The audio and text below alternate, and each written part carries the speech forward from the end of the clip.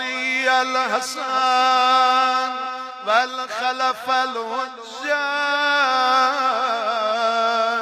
أيها القائم المنتظر المهدي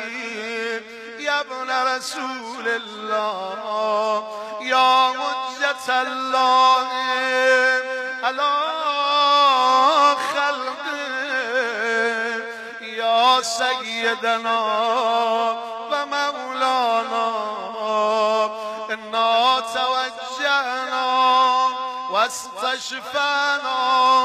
وتوسلنا بك إلى الله وقدمناك بين يدي حاجاتنا يا وجيها